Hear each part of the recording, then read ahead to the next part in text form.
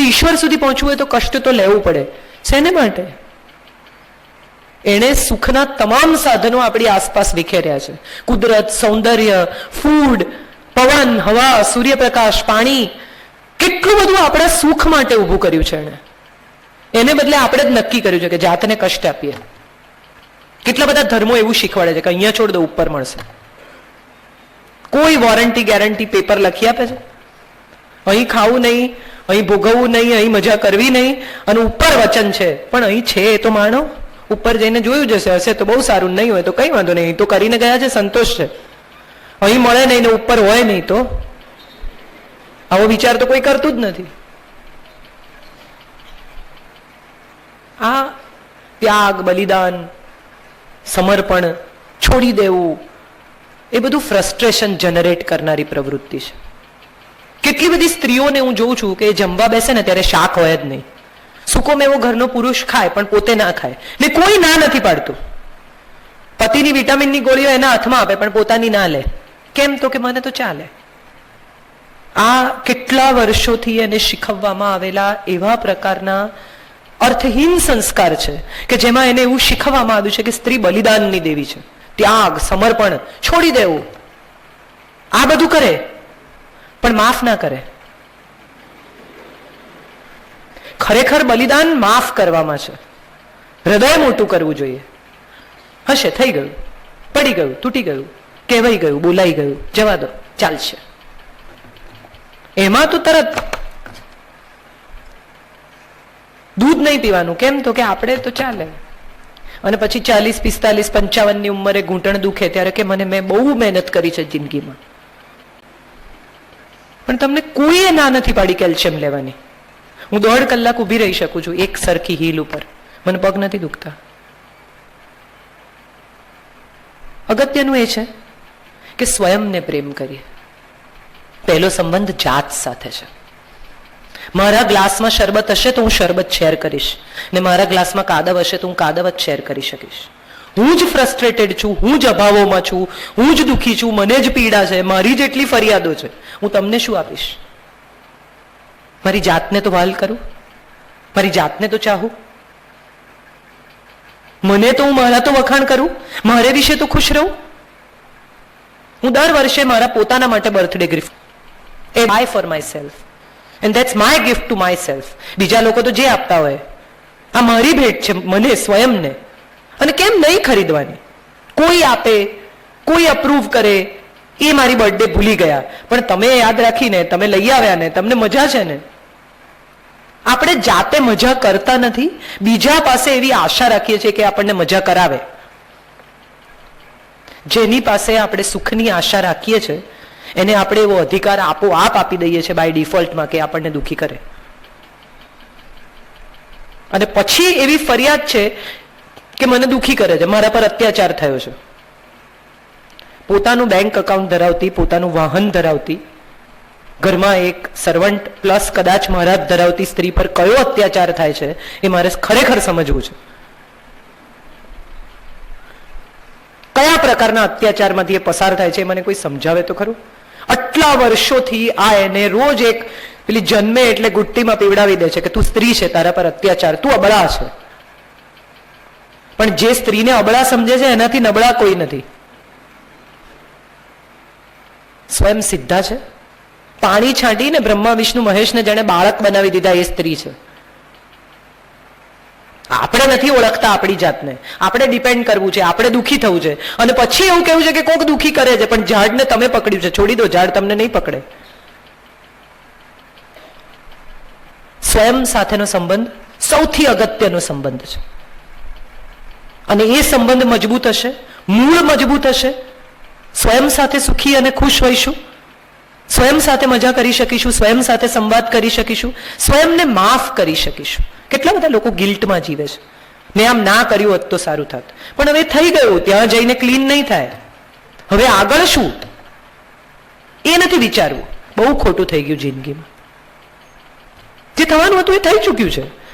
હવે પાછા જઈને જે રિપેર નથી થઈ શકવાની એ પ્રવૃત્તિમાં સમય બગાડવાને બદલે જેટલા વર્ષો બચ્યા છે એમાં શું થઈ શકે એનો વિચાર કરો. સ્વયંને માફ કરવું એ પણ એક બહુ મોટી પ્રવૃત્તિ છે. અને જેનો પોતાની જાત સાથેનો સંબંધ મજબૂત છે ને, એના દુનિયાના બધા જ સંબંધો એટલા મજબૂત છે કે એમાં એક નાની સરખી તિરાડે પડી શકે, એનો કાંકરો એ ખરે એમ નથી. કારણ કે તમે તમારી જાતમાં જ ખુશ છો. બાકી જે મળે એ બોનસ છે તો છે, નથી તો એની રીતે જીવે છે. મિસિંગ, હેવિંગ, હેવ નોટ્સ, આ બધા સવાલો ત્યારે આવે છે જ્યારે મારી પાસે હું નથી. આવે એ બધા જ વેલકમ છે, અને જેને જવું હોય એને માટે દરવાજા ખુલ્લા છે. આવી રિલેશનશિપ કેમ ન હોઈ શકે જગતમાં? અને જો આવી રિલેશનશિપ હોય તો હું માનું છું પછી બીજા સવાલો બીજા લોકોને પૂછવાનો બહુ અર્થ રહેતો નથી. એક બહુ સરસ શેર મને ગમે છે कि कुछ इस तरह मैंने अपने को आजाद किया, कि कुछ इस तरह मैंने अपने को आजाद किया, कुछ लोगों से माफी मांगी, कुछ लोगों को माफ किया. આટલું પણ જો થઈ શકે તો હું માનું છું બાકી કોઈ સંબંધો વિશેના સવાલો, મારી કોલમ બંધ થઈ જશે ટૂંકમાં. જો દરેક માણસ આ સમજી જશે તો મારી કોલમ વાંચનારા નહીં હોય. Thank you so much.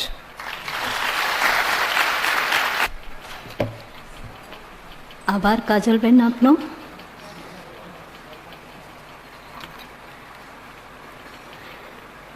Sir, question answer session will start. From audience, you can ask any question to Kajal ma'am. Volunteers, be ready with mic. First of all, I love you, ma'am. I really love you. I love you all. તમે છો તો હું છું. આટલા લોકો આટલી લાગણીથી સાંભળે છે તો કહેવાની મજા છે. વિચારી જુઓ, આ ખુરશીઓ ખાલી હોય ને હું એકલી બોલતી હોઉં, કેટલી ગાંડી લાગુ. I read you regularly. મધ્યબિંદુ અને અત્યારે જે ચિત્રલેખામાં તમારી નોવેલ આવે છે ડુમ્મસ ને પહેલે પાર. હા, એ મારા ફેવરેટ છે. I have 2 questions. પ્લીઝ. કે તમે બહુ બધા મેરિડ કપલ્સને જોયા છે, એમાં એવા કેટલા કપલ્સ છે, કેટલા person who really love each other and who are always emotionally available? And second question is કે જ્યારે પેરેન્ટ્સ મળાવે એક છોકરાને એક છોકરીને, તમે તો કે જીવન પર ગરડા થવા માટે મળવાનું હોય, ત્યારે what should they know about each other? What should they talk? What should they do? Very interesting questions and very important questions. એક વાત હું કહું, most of the couples love each other. Then 92 couples love each other. પ્રેમ નથી એવું નથી, ફરિયાદો બહુ છે એટલે ફરિયાદોના પડછાયામાં પ્રેમ દટાઈ ગયો છે. પ્રેમ નથી એવું હું ક્યારેય નહીં કહું. બે લોકો ઘણા કારણો આપતા હોય છે સાથે રહેવા માટે. બાળકો છે, મા બાપ છે, સમાજ છે, ખરેખર એમને સાથે રહેવું છે. But they are trying to find out reasons to leave together. A. Your second question. To know each other, you can't know each other on a coffee table, or you can't know each other in 15-20 minutes or 1 hour or 1.5 hours. Because we are all out to impress each other. We are out to buy that product at any given cost.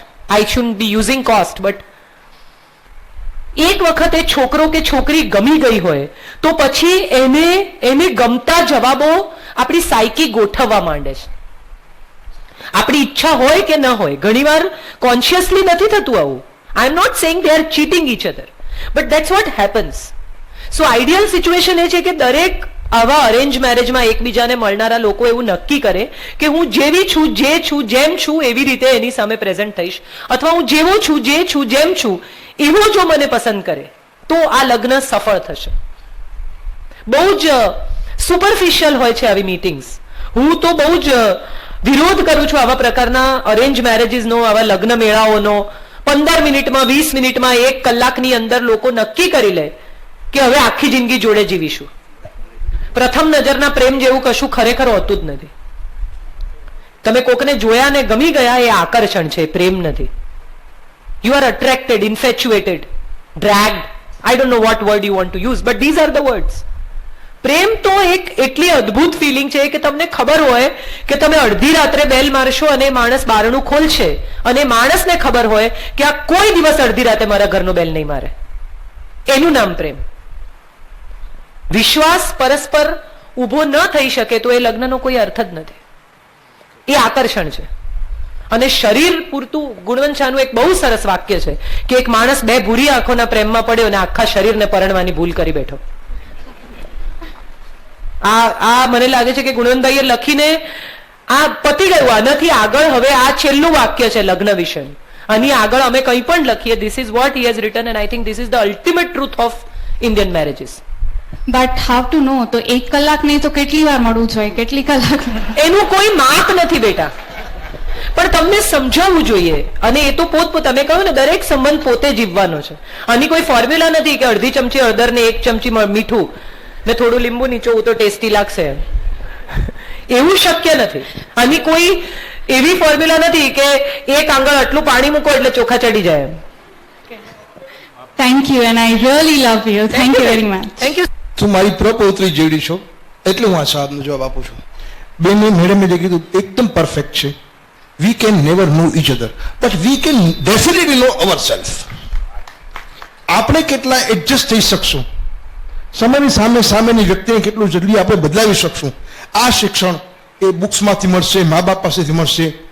ને જો એ શિક્ષણ પ્રાપ્ત હશે તો સારામાં સારું પાત્ર કે નબળામાં નબળું પાત્ર તમને સુખી કરશે. થેન્ક્સ. બહુ સાચી વાત છે. અને સારું ને નબળું એવું કોઈ પાત્ર હોતું જ નથી. To go little further than that. 2 people are made for each other or they are not made for each other. That's all. 2 લોકો એકબીજાની સાથે જીવવા સર્જાયા છે અને અમુક 2 લોકો એકબીજાની સાથે જીવવા નથી સર્જાયા પણ ભટકાયા છે. હવે એનું કંઈ થાય એમ નથી. જી. But I really appreciate you to write such novels જે આપણી ઓડિયન્સ બહુ એક્સેપ્ટ નથી કરતી. તમને પણ ખબર હશે, જ્યારે પણ કોઈ ગર્લ આવા થોટ્સ કહે છે સમાજમાં તો મોસ્ટલી એને એક્સેપ્ટ જ નથી કરતા. So I just want to ask you કે એવું શું કામ છે, ખાલી ઇન્ડિયામાં જ એવું શું કામ છે કે કોઈ ગર્લ જ્યારે પણ કંઈ નવું રજૂ કરે તો તરત જ એનો વિરોધ થઈ જાય? First question. Second question is કે how to find a perfect life partner? There is no word like a perfect life partner. Okay, there is a word called perfect life, and which only we can create for ourselves. Okay. There is no one who will give you a perfect life. It is your life and you have to work for it. For your happiness, for your comfort, for your contentment and for your peace. કોઈ દુનિયાનો બીજો માણસ તમારા માટે કામ નહીં કરી શકે. આ એવું છે કે મારે અમદાવાદથી રાજકોટ આવવું હોય તો મારે જ નીકળવું પડે. હું કોકને એમ કહું તમે જરા જતા હો, પોસિબલ નથી. ઓકે. અને થર્ડ ક્વેશ્ચન કે મોસ્ટલી જેને પણ તમે પૂછો તો everybody, your mom, dad and everyone advice કરતા હોય કે you should get married and you should get independent, everything is fine. But what I feel is કે તમને જ્યાં સુધી તમારા પર ટ્રસ્ટ નથી, you are not ready, how can you get married and why can't you marry yourself? Can't if you are independent તો લોકો એવું જ કહેતા હોય કે ના ના તમારે મેરેજ કરવા જરૂરી જ છે. સો ડુ યુ થિંક કે જરૂરી જ છે? ના, જરાય જરૂરી નથી. લગ્ન એ હૃદય સાથે જોડાયેલો સંબંધ છે. તમને એમ લાગે કે આ માણસ સાથે આખી જિંદગી જીવવું છે અને આ માણસ વિના નહીં જીવી શકાય તો જ લગ્ન કરવાના. બાકી જો એમ લાગે કે હવે આ જ પરિસ્થિતિમાં માતા પિતાના આગ્રહથી, ફલાણા કારણે, ઢીકણા કારણે, આર્થિક કારણોસર લગ્ન કરવા નીકળેલા લોકોના કારણો જતા રહે તો એની જોડે લગ્ન પણ ધોવાઈ જાય. કોઈ કારણ ન હોવું જોઈએ કોઈની સાથે જીવવા માટે. બસ એટલું જ કારણ, જો એને કારણ કહેવું હોય તો હોવું જોઈએ કે આના વગર નહીં જીવાય. ઓકે. અને પહેલા સવાલનો જવાબ કે એવું કેમ છે? એક્ઝેક્ટલી. પહેલા સવાલનો જવાબ એ છે કે એવું છે. કેમ છે એનો જવાબ તમારી પેઢીએ એટલા માટે શોધવાનો છે. આઈ એમ વેરી સિરિયસ. વાપરવાનો પ્રયત્ન જ નથી કર્યો. જે લોકો અત્યારે 40માં, 45માં, 50માં છે એ બધાએ તૈયાર ભણે બેસીને ચમચીથી ખાઈ લીધું. મા બાપે જે કહ્યું એ કરી નાખ્યું. ટુ મોસ્ટ મારા જેવા લોકો બહુ જ ઓછા છે કે જેણે માથું ફેરવીને ધાર્યું કર્યું અને એના પરિણામો પણ ભોગવ્યા અને એના EMI પણ ચૂકવ્યા. પણ બાકીના લોકો, જે લોકોએ માતા પિતાના કહે જિંદગી જીવી નાખી, એને કેમ, શા માટે, ક્યારે, કોણ, કેવી રીતે, હવે શું, આવા સવાલો કદી પૂછ્યા જ નથી. હવેની પેઢી પૂછે છે કેમ કરવાનું, મારે લગ્નમાં કેમ આવવાનું, હું ત્યાં આવીને શું કરીશ. આ સવાલો અમને કદી થયા જ નથી. આપણે લગ્નમાં જવાનું છે એટલે અમારે ચણિયાચોળી પહેરીને તૈયાર થઈ જવાનું, સવાલો પૂછવાનો હોય જ નહીં. એટલે તમારી પેઢી જે પૂછે છે એ બહુ મજાની વાત છે. અને જે પૂછે છે ને એને જ જવાબ મળે છે. એટલે તમે પૂછો છો તો આઈ એમ શ્યોર તમને જવાબ મળશે, પણ આ બદલાવવું જોઈએ અને આ બદલવાનો પ્રયત્ન બધાએ કરવો જોઈએ. કોઈ એક સ્ત્રી જુદી વાત કરે, જેમ કે મારી જ સાથે જ્યારે મેં લખવાનું શરૂ કર્યું ત્યારે મને નથી લાગતું કે બહુ આટલા ઝડપથી આવી એપ્રિસિએશન મને મળશે એવું મારા તંત્રીઓએ પણ ધારેલું. હમણાં જ આજે જ મને કોઈ પૂછતું હતું કે કલ્યાણીમાં તમે છો એમ. બહુ બધી જગ્યાએ મને આ સવાલ પૂછવામાં આવે છે અને ત્યારે મને હંમેશા એ સમજાય છે કે સ્ત્રી જ્યારે કશું બોલ્ડ લખે, કશું જુદું લખે, ચાતરેલા ચીલાથી અલગ જઈને લખે, ત્યારે આત્મકથાનો ટુકડો છે એવું માનવાનું કોઈ કારણ જ નથી. હું આવું જીવી છું માટે આવું લખું છું એવું શું કામ? કનૈયાલાલ મુનશી કઈ પાટણના દિવાન નહોતા કે અશ્વિની ભટ્ટ કોઈ રણમાં જઈને આવી રીતે પ્રવાસ નહોતા કર્યા એમણે કોઈ છોકરીની પાછળ, પણ એમને કોઈ આ પ્રશ્ન નથી પૂછ્યો. પ્રતિમા બેદી ટાઈમપાસ લખે તો બહુ પ્રશ્ન થાય, તસ્લીમા નસરીન આત્મકથા લખે તો બહુ પ્રશ્ન થાય. મારો એક દોસ્ત છે મને એવું કહે છે કે તારી આત્મકથા લખીશ તો તને પાના રાખવાના અને કાઢવાના બેઉ પૈસા મળશે. એટલે that's all right. It's new generation which is coming up and which are reading and which are looking at life differently, and I'm proud of that generation. I adore that generation which has a courage to look into your eyes and say કે અમારા નથી કરવું, અમે આ કરીશું. So I am proud of all of you and I think you should continue being what you are. Don't change yourselves. Thank you. Yeah. જી શરદ વાળા જી 70 વર્ષ છે. જી સમુદ્રની દુનિયાની અંદર બાળકને ક્યાં સ્થાન છે આપણે ત્યાં? સોરી બાળક જી જાણે અજાણે તમે અને હું મોટા તો નથી થઈ ગયા? ક્યાં બાળક થઈને આપણે જીવી શક્યા? આ વાત આપણા આજ વક્તવ્યમાં ન આવી. બીજી વાત, અપેક્ષા. સવાલ પૂછી લેશો કારણ કે we are into little hurry to wind up. આપે કહ્યું કે અપેક્ષા રાખનારો માણસ જંગલમાં જાય, અપેક્ષા વગર જીવનારો જંગલમાં જાય. શું અપેક્ષા વગર લાગણીઓ પ્રદર્શિત થઈ શકે ખરી? આઈ થિંક તમે મારી વાત સમજ્યા નથી, આપનું ધ્યાન નહીં હોય. મેં એવું કહ્યું હતું કે અપેક્ષા વગર જીવી જ શકાય નહીં. મેડમ, આપની પ્રત્યેક વાત મેં બધા લખી છે, એકો એક મુદ્દા. એટલે મેં એમ જ કહ્યું કે અપેક્ષા વગર જીવી જ શકાય નહીં. જેને અપેક્ષા વગર જીવવું હોય એ જંગલમાં જાય. આઈ થિંક કંઈ ગેરસમજ છે. So thank you so much. ભણનારા પણ રેર મળતા હોય છે. એટલે ઓડિયન્સમાં 1000 માણસો હોય એમાંથી 972 ઊંઘતા હોય, જમીને આવ્યા હોય, એમાંથી 600 કોકને સારું લગાડવા આવ્યા હોય, 100 પત્નીને લઈને આવ્યા હોય, 100 ને બીજું કંઈ કામ ના હોય એટલે આવ્યા હોય, એવું પણ થાય છે. પણ આટલું એલર્ટ અને આટલું સરસ ઓડિયન્સ જે સાચે જ વાંચે છે અને જેને સાચે જ સાંભળવું છે, એ બહુ અમને પણ બહુ રેર હોય છે. So thank you very much Rotary Midtown, thank you so much library, and thank you all of you. બહુ આભારી છું હૃદયથી કે મારી વાત પહોંચે છે. Thank you.